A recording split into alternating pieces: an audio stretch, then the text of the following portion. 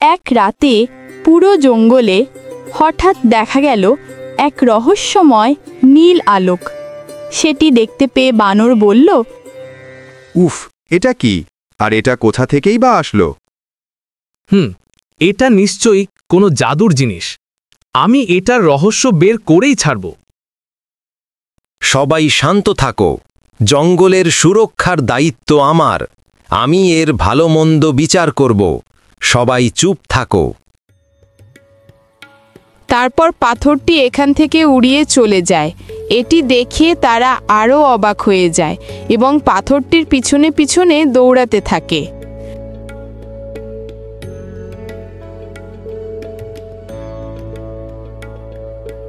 তারপর পাথরটি নদীর ধারে থেমে যায়। এটি দেখে বানর বলে,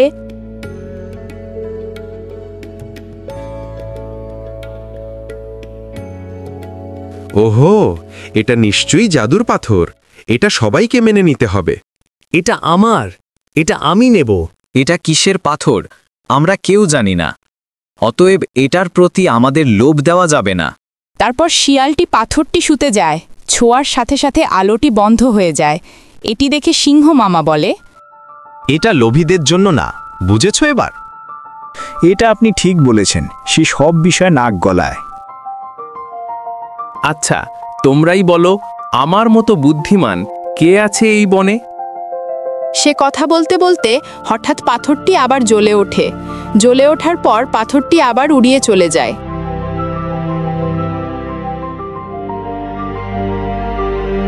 তারপর পরের দিন সকালবেলা তারা এক জায়গায় হয়ে সিংহ মামা বলে, পাথরটি আসলেই জাদুর পাথর ছিল। সেটি যদি আমাদের বনে থাকত, তাহলে অবশ্যই আমাদের বন আরও উজ্জ্বল হয়ে উঠত। আপনি সত্য কথা বলেছেন, সেটি আসলেই জাদুর পাথর ছিল।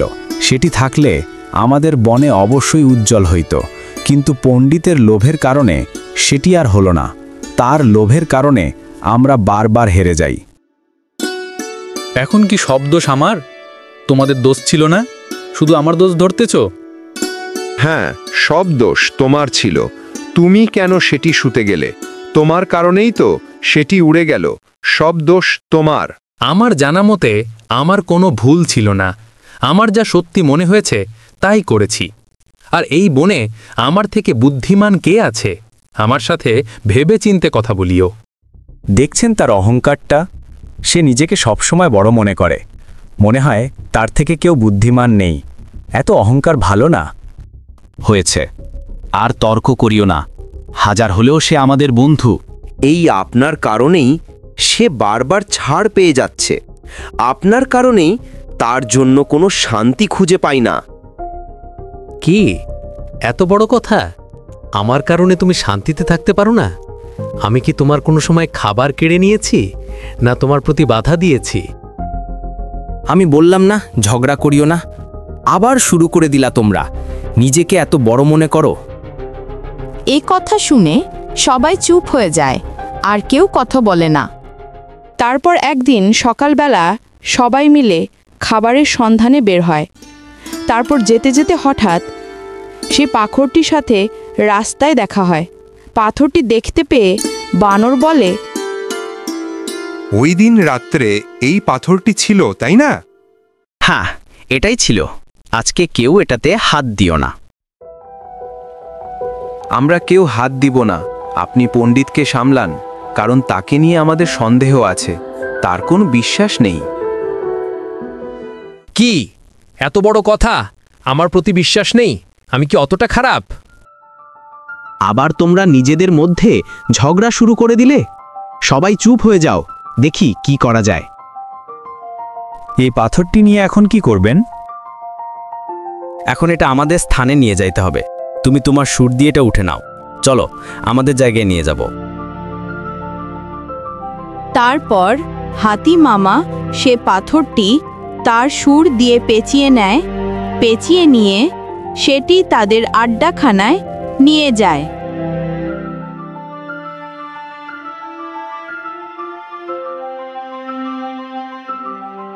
তারপর সিংহ বলে, বন্ধুরা, এটি আমাদের বোনের জন্য আসলে এক আশীর্বাদ। এটি আমাদের বোনকে আরও উজ্জ্বল করবে। দেখিও সবাই। এটা আপনি ঠিক বলেছেন।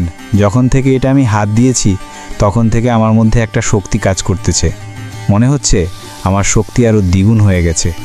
হ্যাঁ, এটা এমন একটি পাথর, যদি কেউ ভালো মন নিয়ে এটি ছুঁয়ে থাকে তাহলে তার জীবন আরও বদলে যাবে।